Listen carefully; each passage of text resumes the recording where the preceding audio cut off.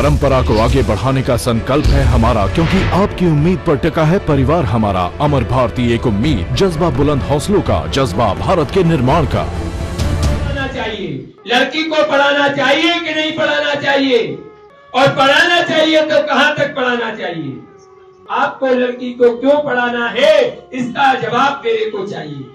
लड़की की लाइफ सुधारने के लिए लड़की को उच्च स्तर का शिक्षण देना अनिवार्य है। जय जिनेंद्र, मेरा नाम अक्षय जैन। स्वागत है आपका जिनागम में। दिगंबर जैन परंपरा में इकलौता एक ऐसा मामला है जिसमें दिगंबर जैन परंपरा के एक साधु की हत्या को आत्महत्या में बदल दिया जाता है। बता दें कि 31 अक्टूबर को जैन मुनि विप्रण सागर जी महाराज का शव चंपापुर तीर्थ क्षेत्र पर संदिग्ध हालत में मिला। इस घटना की पहेली को सुलझाने की मांग आचार्य मेहरभूषण ने एक पत्र के जरिए हमारे पास भी की, जिनसे हमारे सहयोगी ने बात की तो कुछ ऐसे तथ्य निकलकर सामने आए जो कि आपको चौंकाने पर मजबूर कर देंगे। तो आप खुद सुन लीजिएगा आखिर क्या है इस घटना के पीछे का सच। नाथनगर के कबीरपुर स्थित जैन मंदिर के एक कमरे से विप्रण सागर जी महाराज का शव रस्सी के सहारे पंखे से झूलता मिला था। प्रथम दृष्टया ये मृत्यु तात्कालिक परिस्थिति को देखते हुए संदिग्ध प्रतीत हो रही थी। स्थिति आप ये कहती है कि मर्डर ही हुआ। इसलिए मुनि श्री विप्रण सागर जी महाराज के गुरु आचार्य मेहरभूषण महाराज जी ने इस घटना की निष्पक्ष जांच कराने के लिए नीतीश कुमार को पत्र लिखा था।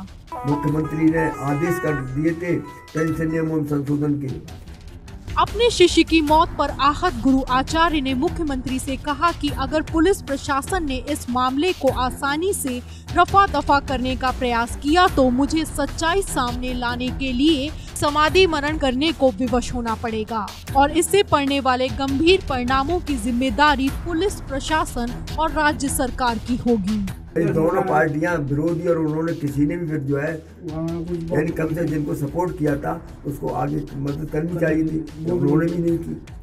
आचार्य जी का मानना है कि मुनि श्री विप्रण सागर जी महाराज ने आत्महत्या नहीं की है बल्कि उनकी हत्या की गई है। स्थिति आप ये कहती है कि मर्डर ही हुआ। इसके पीछे एक बड़ी साजिश बताते हुए उन्होंने कई ऐसे तर्क भी दिए जो रहस्य की एक एक परत खोलते हुए नजर आ रहे हैं। मुनि श्री विप्रण सागर जी महाराज के व्यक्तित्व को नजदीक से जानने और पहचानने वाले आचार्य जी का दावा है कि इस पूरे षड्यंत्र के पीछे अपने ही समाज के लोगों का हाथ है, जो किसी लालच के पीछे इस घटना को अंजाम दे चुके हैं। बिल्कुल समाज का पतन तो बहुत ज्यादा हो रहा है, इसमें कोई दो राय नहीं। हमको गुटबाजी से परे रहना चाहिए। साधु साधु है, चाहे कोई साधु हो। ये नहीं ये मेरा साधु है, ये फलाना साधु दिगंबर साधु है, दिगंबर की तरह से मानना चाहिए। आचार्य श्री ने घटना के कुछ दिन पूर्व हुए समाज के एक चुनाव के दौरान एक विवाद का हवाला दिया, जिसके बाद मुनि श्री विप्रण सागर जी महाराज कुछ लोगों की आंखों की किरकिरी बन गए थे। समाज के मंदिर में गलत आदमी को सपोर्ट करके जिता दिया, इसके परिणाम कुछ लोग उनके विरोधी हुए। उन्होंने इनकी छोटी छोटी गलतियों को भी हाई पार हो दिया। इसलिए हो सकता है कि उनका मराने में हाथ हो अथवा मर्डर इन्होंने किया हो। अब सवाल ये उठता है कि घटना की ये गुत्थी कैसे सुलझ पाएगी? क्या समाज के उन सफेद पोश और तथाकथित धर्मावलंबी के चेहरे सामने आ पाएंगे, या एक सहज साधु की मौत रहस्य बनकर रह जाएगी अथवा दबा दी जाएगी? हमें एक पत्र प्राप्त होता है आचार्य मेहरभूषण जी महाराज का, जिसमें उन्होंने कुछ सवाल उठाए हैं जो सवाल इस आत्महत्या को संदिग्ध बनाते हैं। जहां तक पुलिस प्रशासन की जांच का मामला है तो उनसे ये सवाल जरूर पूछे जाएंगे।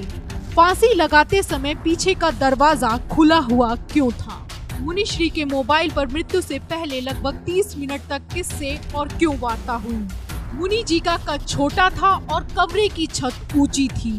फांसी लगाने के लिए रस्सी कहां से आई, क्योंकि जैन आगम के अनुसार कोई भी मुनि बाजार से स्वयं कुछ भी नहीं खरीद सकता है।